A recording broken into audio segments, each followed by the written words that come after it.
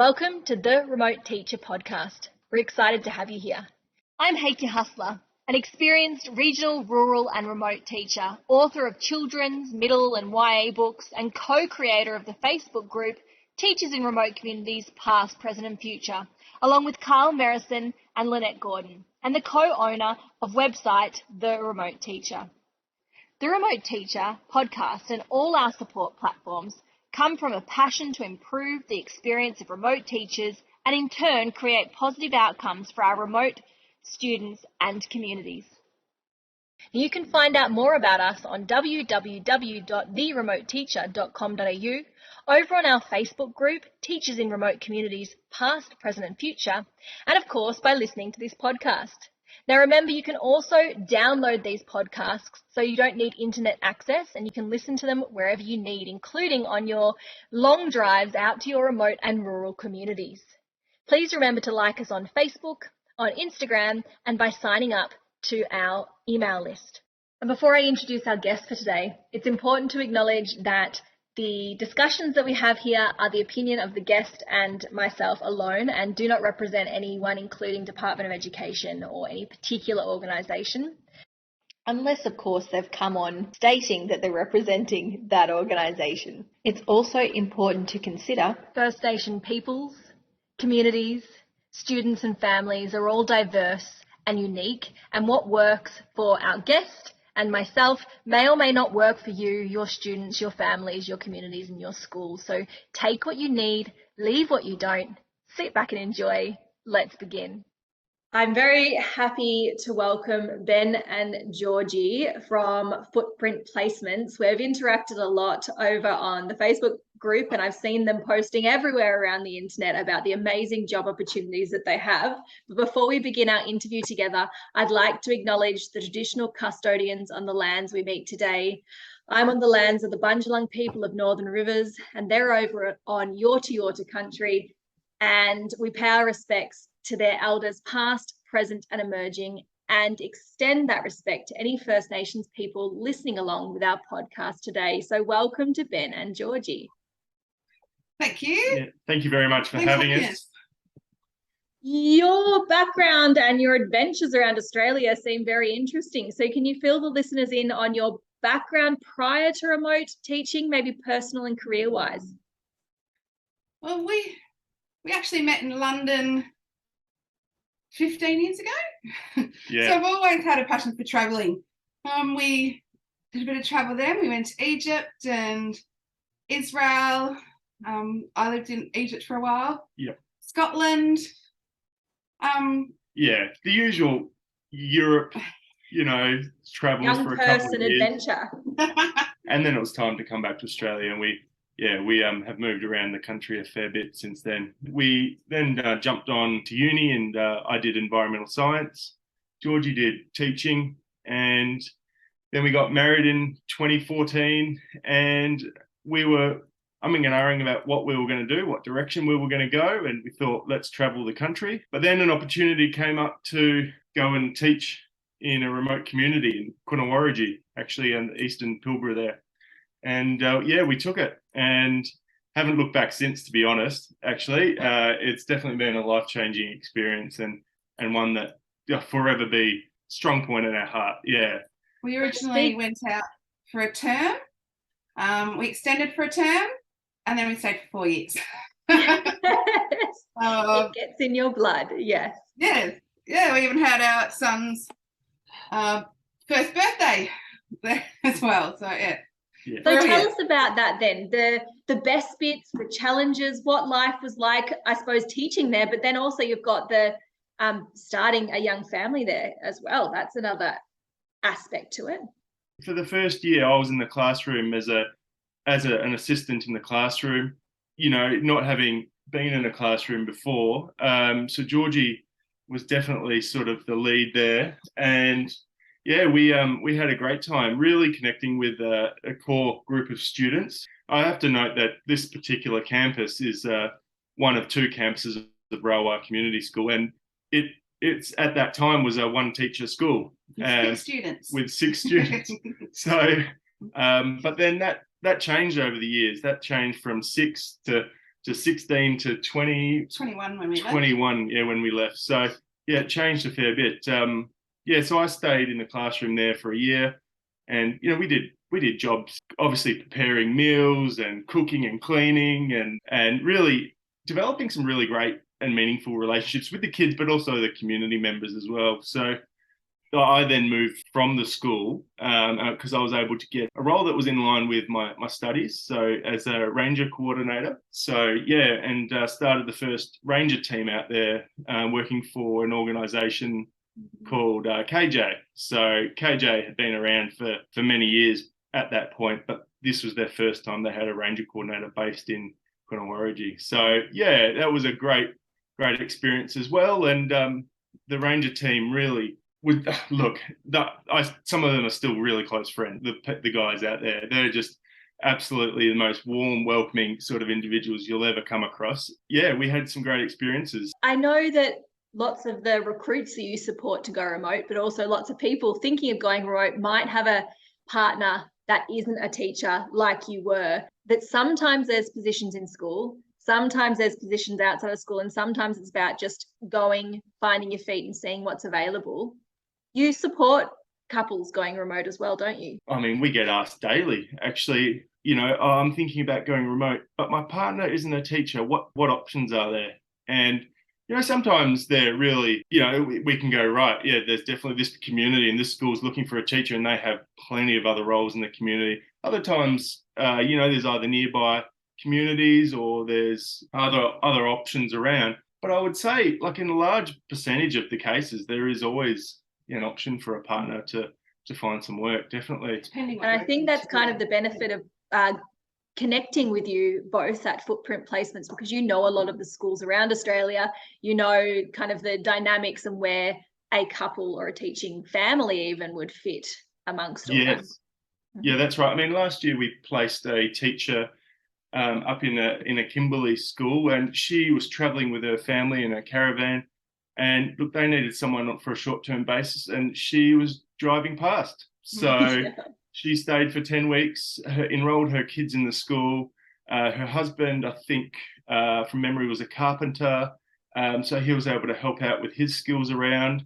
And look, then they moved on. So they were able to support the school when they had some time where they didn't have all their staff. And then moved on after that finished. So, which really highlights some people are interested in remote teaching but don't know yet if it's good for them, if it's the right fit, if they've got the right things to bring, if the community will be the place that they need to end up. So Footprint Placements helps with short-term relief, 6 months, and then the longer contracts as well. Yes, we've done from 3 weeks. Yeah. But usually it's a term onwards. Many go for a year. We've had a lot of people extend as well, which has been brilliant. Just absolutely loved it. And then decided they've brought their family, their dogs, everywhere around, and decided that's for them. So that's been absolutely brilliant. Mm-hmm. I think as well, as we've done so much traveling, we love remote areas. So when we did travel, we actually drove past a lot of these areas we're placing the teachers now. It's really good to be able to know some of these areas. Yeah, definitely. It highlights the importance of people committing for that 1 year and longer. We want to reduce the turnover in remote community schools. We want people to stay, love and connect, but also that there are this teacher shortage and it is hard to get relief teachers in remote communities. So, being able to source those staff that you're talking about and connect people with the right schools is a really important role that you play in that space as well. Oh yeah, definitely. Oh, look, your point is 100%. Reducing turnover is probably one of the main drivers behind what we do. But like you say, still, staff need to leave for various reasons, whether it be short term. They need short-term staff. So yeah, so it does fill that sort of void there when it aligns. It can be tricky to find people that are flexible enough and not currently teaching to step into those roles. So yeah. Georgia, I'm really curious about, because on other podcasts we've spoken about the big picture, but I'm curious about these tiny classrooms and the impact of teaching just 6 kids in a day, or the challenges that come around some days there's 6 and some days there's 16 and some days there's 21. Do you want to talk a bit about that? I chatted a lot with the community at the beginning about attendance and how the community really wanted all their kids at school. And just starting with those sort of chats, we had an extremely high attendance rate. When kids were in community, came to school, but we also in the mornings, the kids would, when they walked to school, they'd pick up the other kids. And time for school and those sort of things, because sometimes we'd get new families and I'd have a chat to them and they might just say, well, I may not know what time it is, so I don't know what time for the kids to go. And that was the barrier. So it was, okay, I'll talk to our kids. They're going to shout out, one of their cousins or something, and going to shout out these kids are coming, and off they all went. And mostly the kids loved going to school. We started a lot of programs while we were there with the on-country learning, with partnership with when Ben started working for KJ as well, which was the Junior Ranger program. So that was absolutely brilliant. That's one of the most things I probably loved about in my entire teaching career. Yeah. Definitely taking those kids. It's not, and this is where we took the back seat. We really took the back seat. Not physically, because a lot of the time I was driving, but the drivers, the direction. What are we doing?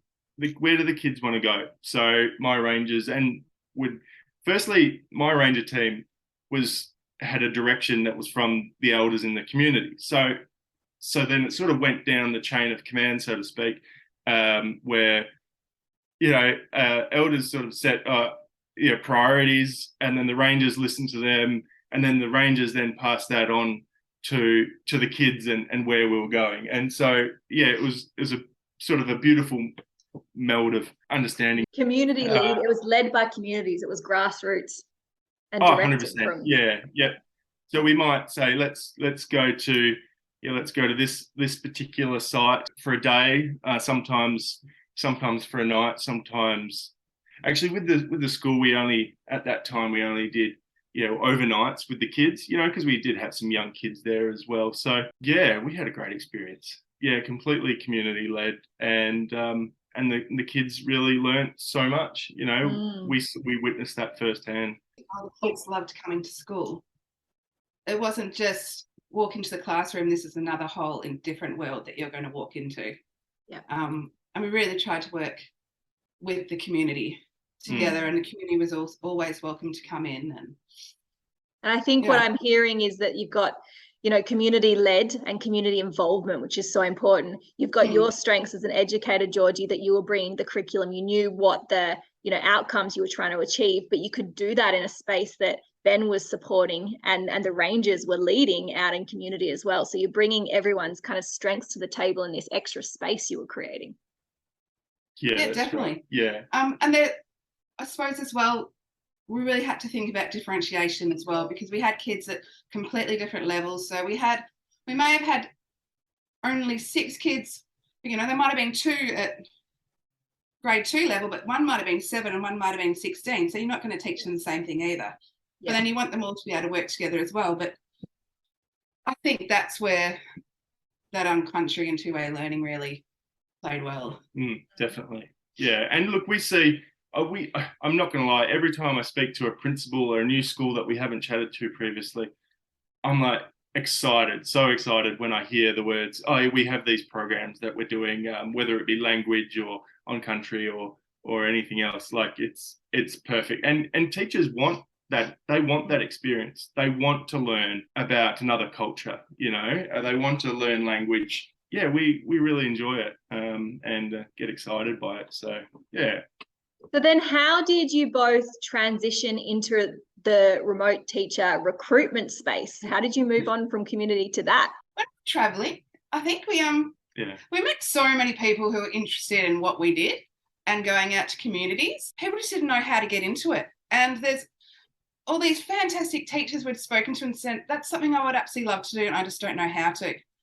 And that's really where the idea came from. Our background isn't in recruitment at all. It's in remote teaching and remote communities. And Yeah, we're that conduit for people to get involved in these remote areas. And yeah, we began this journey by reaching out to the schools and reaching out to the teachers on various platforms, including obviously your group. Yeah, and we were so impressed with the caliber of teachers, that we chatted to. And when I say caliber of teacher, I'm talking, yes, look, a fantastic education and experience is amazing. Really, it's personality. It comes to willingness to learn from others. Willingness to learn. And listen.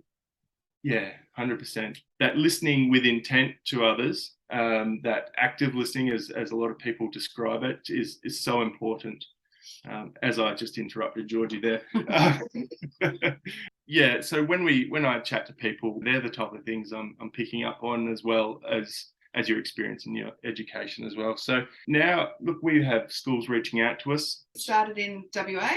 Yep. We moved to NT and now Queensland as well, and placed primary teachers and secondary principals, coordinators, and early years teachers.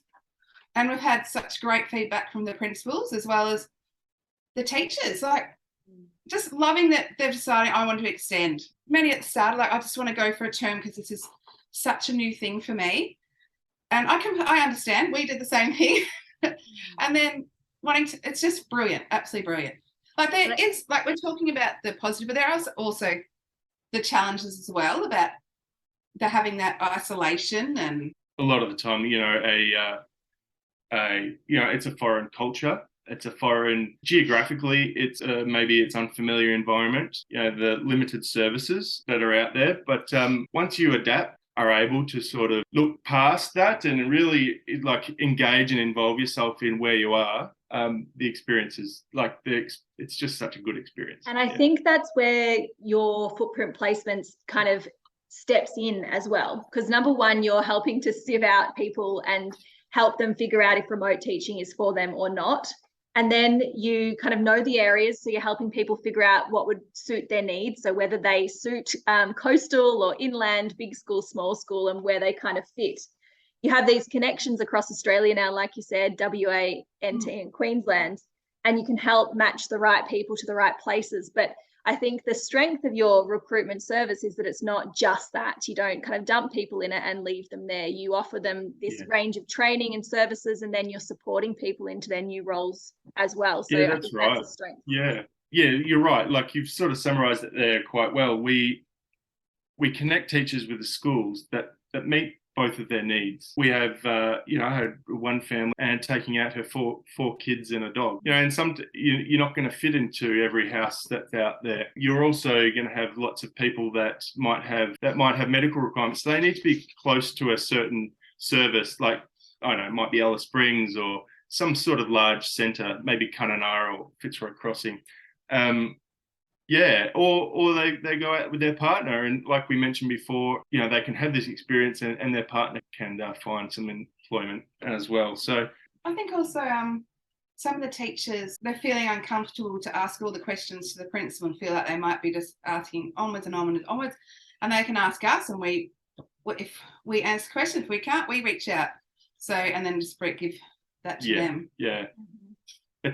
Yeah, we do. That's right. We make those questions not so daunting, and those, they're not afraid to ask. They come and ask us, and like Georgie mentioned, we can either answer it or we can't, and we'll say we can't. We'll find out the answer for them. Those third-party providers for the training that we provide as well, from the Australian Childhood Foundation, which is the trauma-informed practice in education. So important.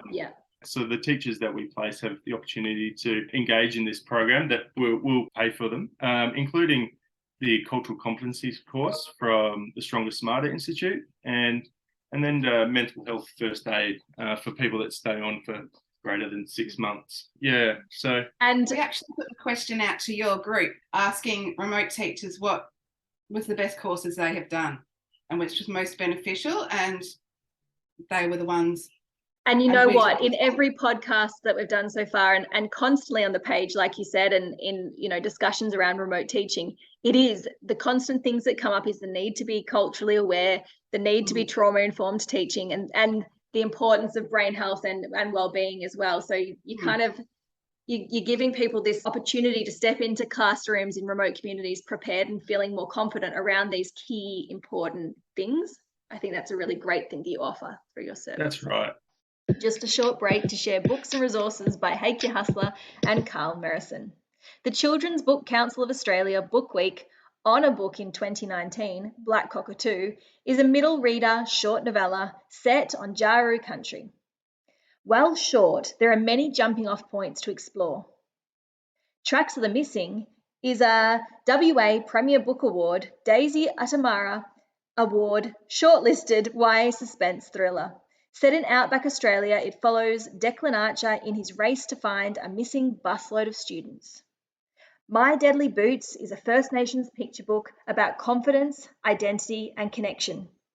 Carl and Hakea also have many more books out across the next few years, perfect for remote classrooms. Full teaching packs are available over on the website carlandhakea.com.au. We also create remote teacher resources, Getting to Know You, 2A Learning, NAIDOC, and much more over on our TPT store. So let's get back to this deadly interview.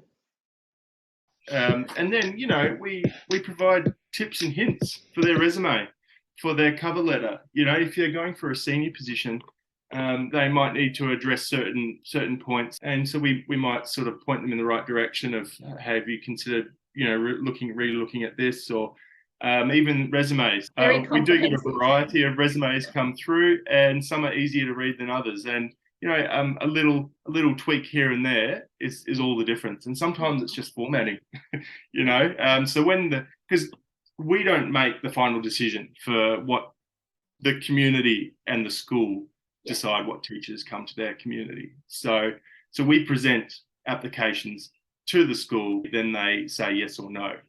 So in that presentation, if there's a bit of additional formatting, or their resume tells a bit more detail about their background or their experience or their education, then they're going to be start off on a better foot, This sounds really comprehensive to me, and I know it's not on our list of questions we were going to talk about, but I wonder then what the process is from reaching out to you to ending up with a job, because it sounds like you do a lot of connecting with the teacher, or perhaps you don't. Perhaps there's a chance just to, fast track it. But what's that like for recruits? Fast tracking isn't.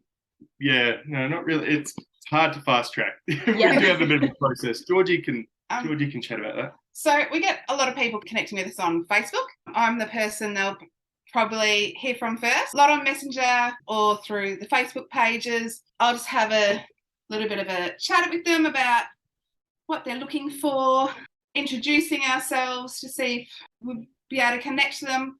A little bit of a 5-minute chat sometimes. Like Georgie might say, hey, can you give this person a call, and I'll have a little chat with them. And then, you pick up very quickly whether, this might be something suitable for them or not. When we get the resume, go through the resume, then have an interview, most likely with Ben, and then reference checking with their references. Yeah.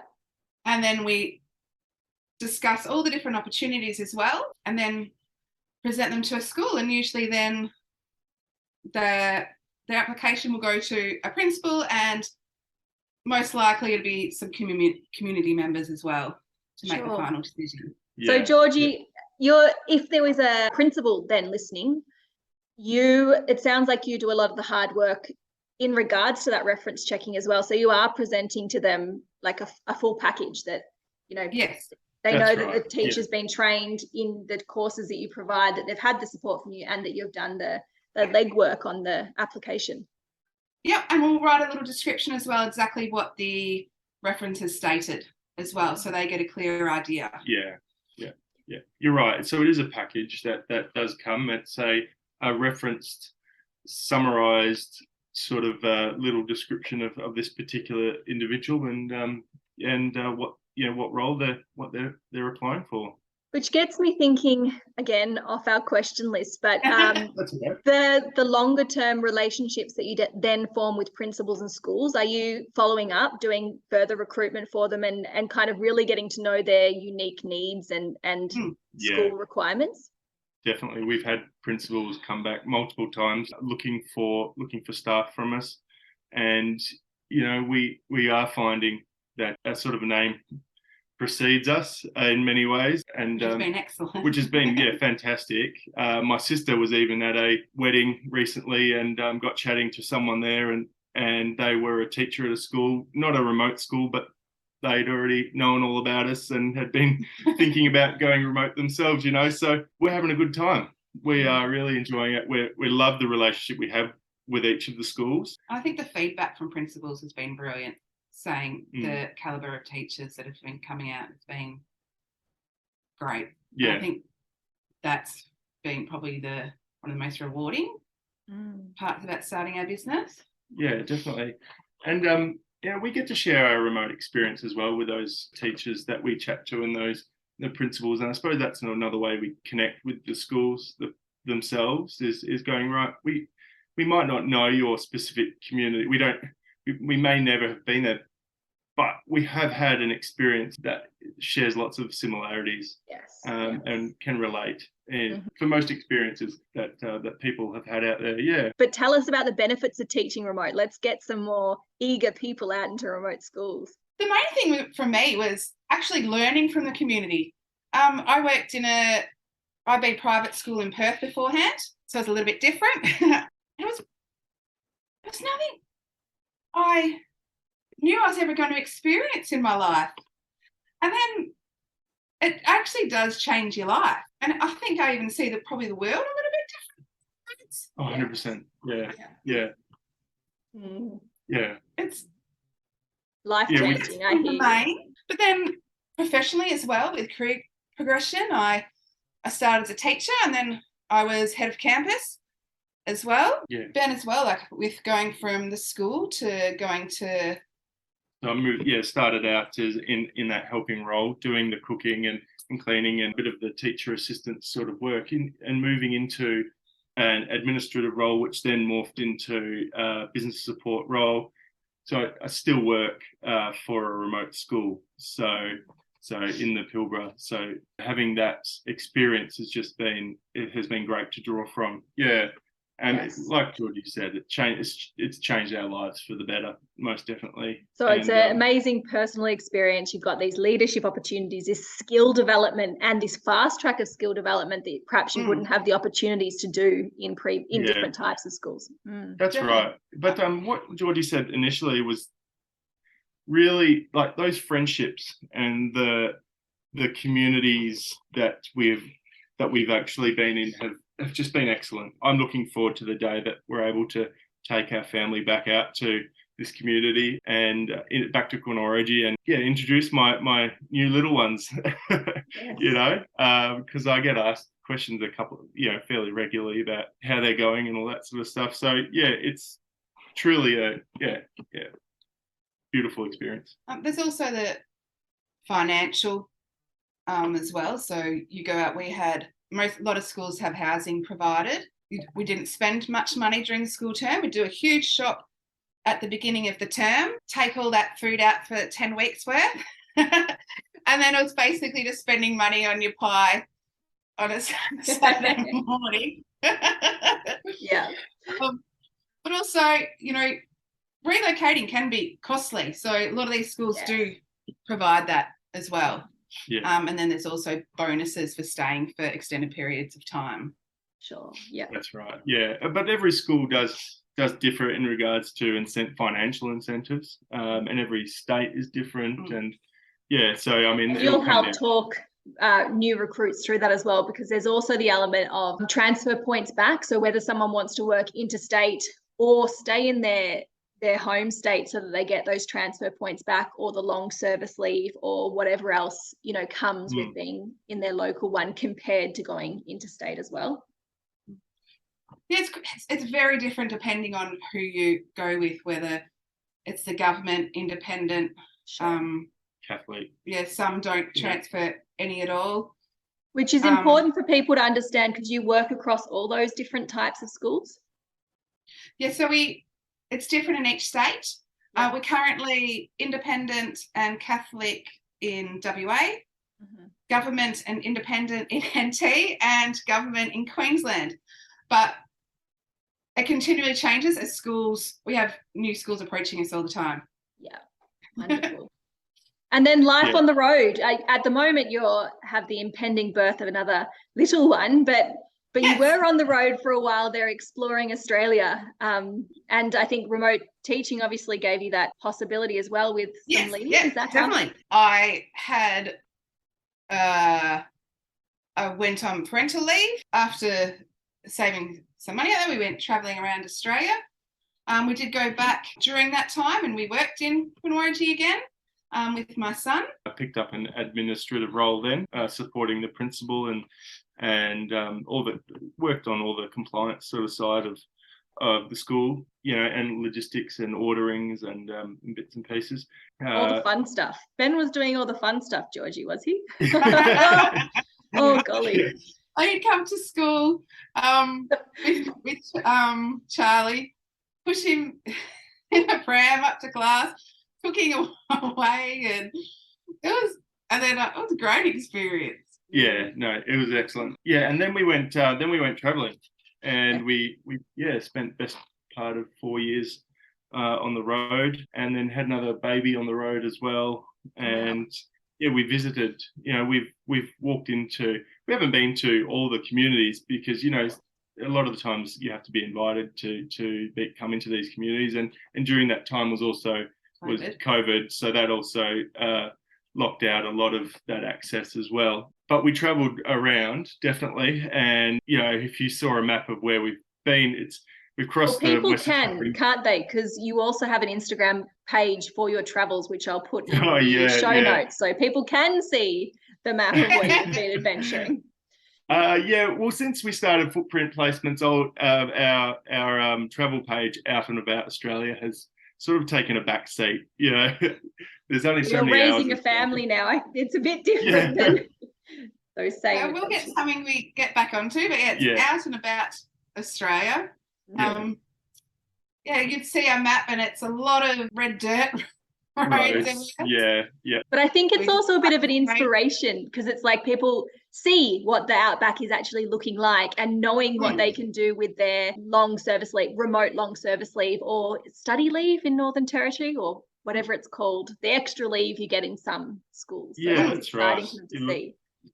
We are there's no more happier moment when we're camped up. We've got a campfire surrounded by spinifex and red dirt, and it's like that quietness, or the only sound you have are the natural sounds and environment around you. So staring up at the stars, taking photos, just that's our holiday. People like going overseas, the Maldives or something, but that's where we are most happy. For your relationship too, number one, you're working in a small school together, probably in the same class, it sounds, and then all this time to be out in nature and just really reinforcing what you've both got, and the adventures that you've both had sounds really exciting as well. Yeah, our favourite thing to do while we're in community is we'd drive out, start a fire, and watch the moon. Yeah, we're really in sync with the moon cycles, that's for sure. And where it was at, and we absolutely loved it. Yeah. And just going to different areas, and it was fantastic. Yeah. Wonderful. Well, thank you so much for your time today to come and have a chat on the podcast. I'm really happy to see you both face to face in person, because we've been tag teaming all over the internet. So it's nice to meet you both. Thanks so much for having us. Yeah, really appreciate it, Hakea. And good luck and best of luck for the rest of your podcast series. Thank you so much to both of you. Each podcast episode, we also try and highlight or spotlight or do a shout out for amazing businesses, organisations, groups and services that are working in remote communities. This could be run or owned by First Nations people, or services that regularly are committed to going into remote communities and listening and working with First Nations people. So here is our shout out and spotlight for this episode. Lauren's Lil Learners. Lauren was a pre-primary and year 1 teacher in remote Western Australia. In 2011, she decided that it was early childhood which drew the most passion, and she completed her Masters in Early Childhood Education. Lauren runs a blog, a TPT shop, and gives away freebies. But on her Instagram page, if you scroll back to her time when she was teaching out of Fitzroy Crossing in one of the communities around there, you'll see all the amazing activities that she did with her students and how she designed her classrooms and the way she interacted with her First Nations colleagues. And it's all on there on her Instagram page. So I highly recommend you give her a follow and that you jump onto her TPT store, because a lot of the stuff on there has been tested and used in remote outback classrooms as she was teaching as well. So that is a great business of a remote teacher that you can support today. You've been listening to the Remote Teacher Podcast, a podcast where we discuss all things remote outback teaching. Make sure you follow us on Facebook, Instagram, join our email list and our Facebook group, Teachers in Remote Communities, Past, Present and Future. Any important links mentioned or businesses or organisations to support your remote teaching that our guest has mentioned today will be in the show notes. So make sure you have a look at them to find out more. And a reminder again that this podcast can be downloaded so you can access it when you do not have internet coverage or reception. So you can listen to it on your long drives between communities in the outback. Thank you for listening. We look forward to seeing you in the next episode of The Remote Teacher.